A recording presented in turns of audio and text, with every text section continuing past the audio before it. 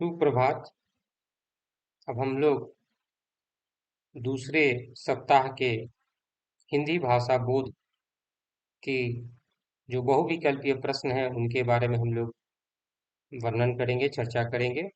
पाली भाषा काल मनाया गया, कब मनाया गया? तो 500 ईसा से लेके 1000 ईसा तक।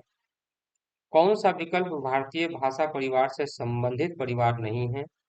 हामी सामी हामी भाषा परिवार जो है वो भारतीय भाषा परिवार से संबंधित नहीं है। दंडी द्वारा लिखित ग्रंथ कौन सा है? काव्यालंकार है, काव्यादर्श है, काव्यालंकार सूत्र है या काव्य प्रिया है? तो काव्यादर्श जो है वो दंडी द्वारा लिखित जो है वो ग्रंथ है। अधिकतर भारतीय भाषाओं का विकास किस लिपि से हुआ है?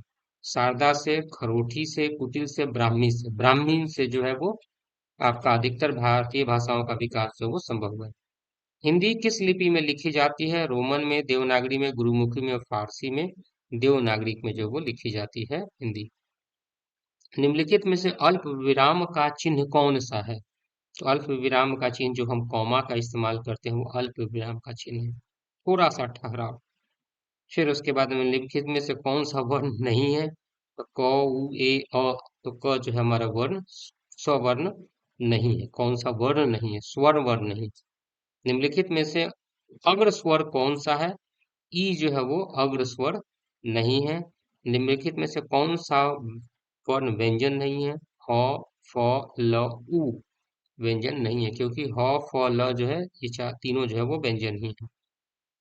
दंत स है, मूर्धन्य स है, फिर दंती स है और फिर उसके बाद में ह है। ये कौन से उदाहरण है?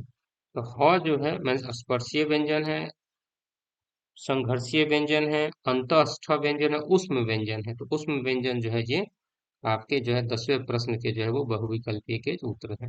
निम्नलिखित में से कौन सी अल्प प्राण ध्वनि नहीं है? क हलंत है, ग हलंत है, ह हलंत है, च हलंत है, ह हलंत जो है वो अल्प प्राण ध्वनि नहीं है, महाप्राण ध्वनि है ह। निम्नलिखित में से ओष्ठ व्यंजन का उदाहरण कौन सा नहीं है? तो जो है वो ओष्ठ ओष्ठ इसलिए कहा जाता है कि दोनों ओठ सटा। प बोलते हैं दोनों ओठ सट जाता है, भ बोलते हैं दोनों ओठ सट जाता है, ब बोलते हैं दोनों ओठ सट जाता है। जब बोलते हैं तो दंत माने दांत से जो हम बोलते हैं, इसलिए इसको दंत व्यंजन कहते हैं।